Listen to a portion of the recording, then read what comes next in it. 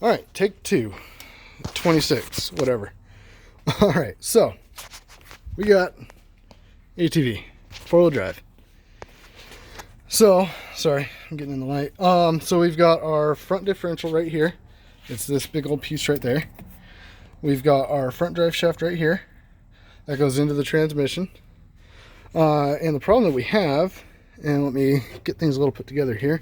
So we've got our propeller shaft, which hooks right up into front diff, comes back.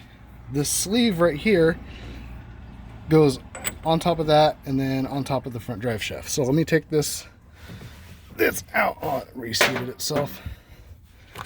There we go. Get that out. You don't need that. So how this works is this sits on, get a better angle. This sits on the front drive shaft, okay?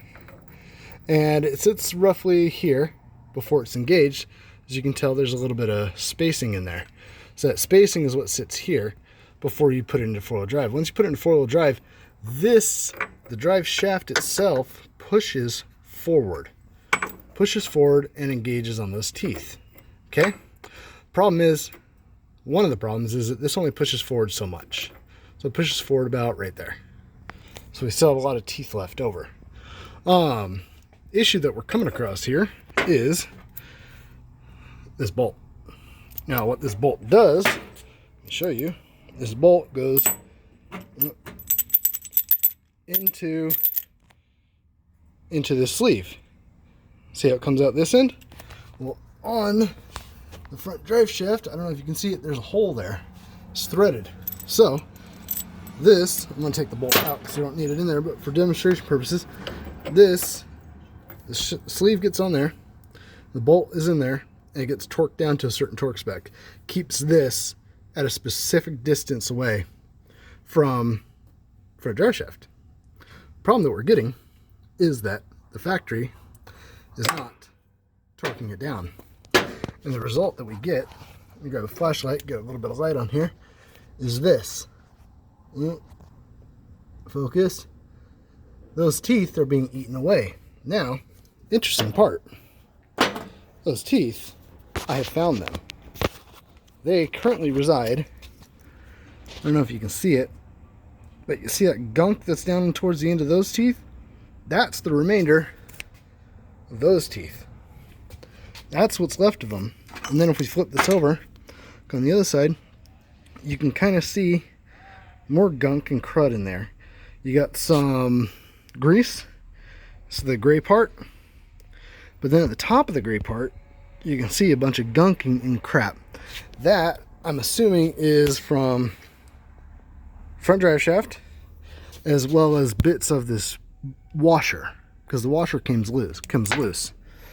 And then also, if we take a look at the bolt itself, sorry, you can see, if we focus, take the light off of it, that's better without the light.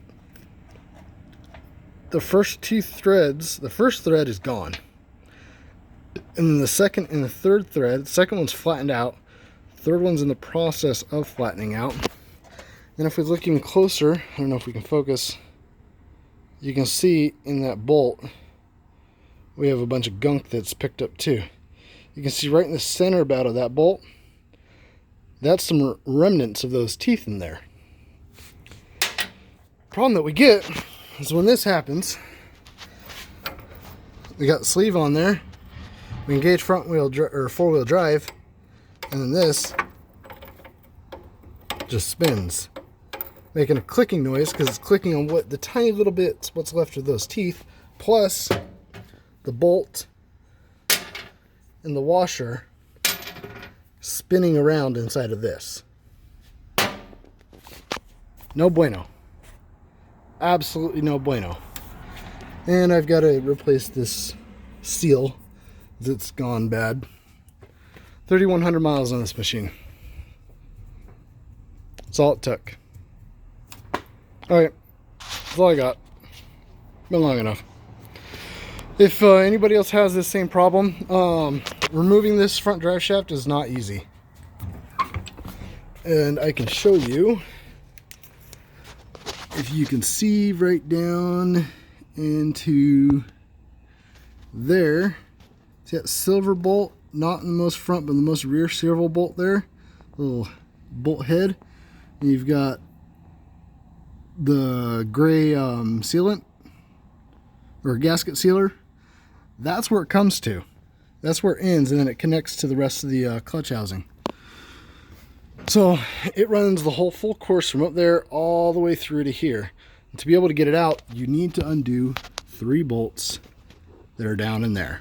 So you have to take the entire engine out, and that is no easy task. Not for somebody doing it themselves. It's easy for somebody that has a shop and all the equipment for it.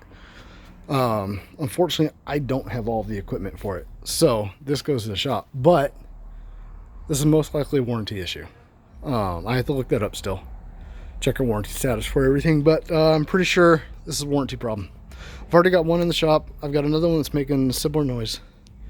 But yeah, there we go.